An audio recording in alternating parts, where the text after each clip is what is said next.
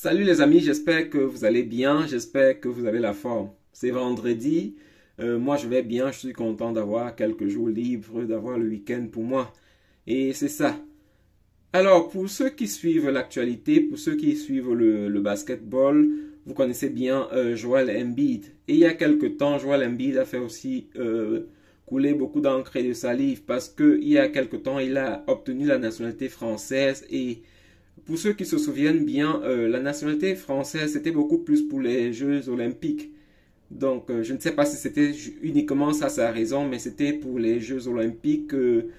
On pensait qu'il pourrait jouer avec l'équipe de France aux Jeux olympiques. Donc, c'était l'une des motivations, du moins ce qui a été brandi dans le public, l'une des motivations pour Joel Embiid de prendre la nationalité française.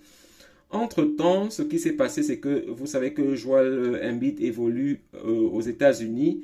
Il a déjà même épousé une Américaine et sa vie se déroule aux États-Unis. Donc, en dehors de quelques matchs professionnels qu'il pourrait faire hors des États-Unis, toute sa vie se passe aux États-Unis. Donc, il y a quelque temps, on nous a à nouveau annoncé que Joel Embiid a pris la nationalité américaine parce que, comme je disais, il vit aux États-Unis. Même sans être marié à une Américaine, il réunirait déjà les conditions pour obtenir la nationalité américaine. Et ce qu'il ne faut pas oublier, c'est que les États-Unis, comme la France, permettent la double nationalité. Donc, que ce soit aux États-Unis, que ce soit en France, c'est légal d'avoir deux nationalités. Et Joel Embiid a donc décidé d'obtenir toutes les deux nationalités. Il est déjà originaire du Cameroun, mais il a dû remettre son passeport camerounais parce que le Cameroun ne permet pas la double nationalité. Donc, il a obtenu pour les deux. Et maintenant, il se trouvait devant un choix. Un choix de pour quelle équipe nationale est-ce qu'il va évoluer.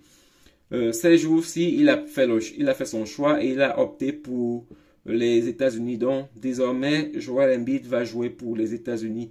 Et déjà, même aux Jeux olympiques prochains, il va jouer pour l'équipe des États-Unis. Alors, c'est ça.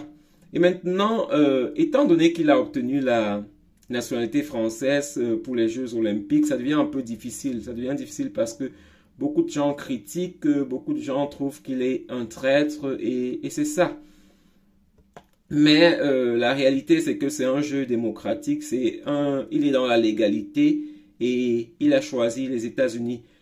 Qu'est-ce qui l'a motivé? Je ne peux pas savoir. Peut-être parce que les États-Unis, c'est un pays de basket beaucoup plus grand. Du moins, le basket est beaucoup plus développé aux États-Unis. Ça pourrait être l'une des raisons pour laquelle il a choisi de jouer pour les États-Unis. Ou alors parce qu'il vit aux États-Unis et qu'il est beaucoup plus proche des États-Unis, du moins de l'équipe des États-Unis. Ça, on ne sait pas.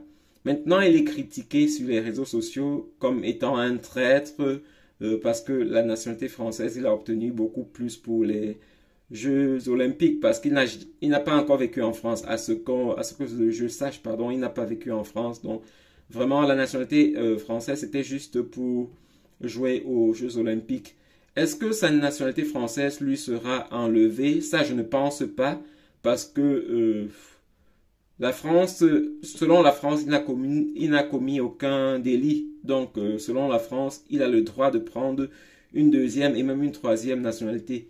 Donc, sur le plan restriction, sur le plan sanction, il n'y aura aucune sanction possible contre Joel Embiid.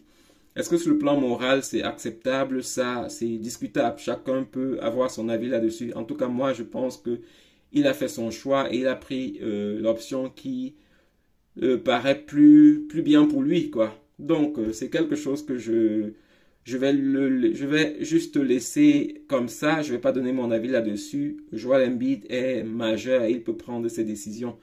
Et il prend les décisions qui semblent beaucoup plus intéressantes pour lui. Qu'est-ce que j'aurais fait à sa place? Ça, je ne sais pas. Je ne me suis jamais retrouvé dans la situation.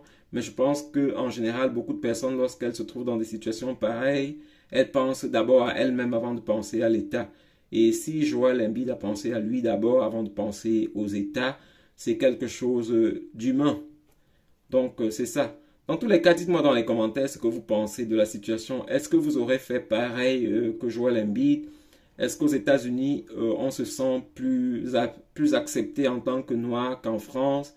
Dites-moi ce que vous pensez dans les commentaires. On se revoit dans une nouvelle vidéo. Passez un bon week-end. Abonnez-vous à la chaîne si vous n'êtes pas encore abonné et partagez la vidéo si le contenu est intéressant, laissez les likes et du moins vous savez quoi faire. Bon week-end. Bye.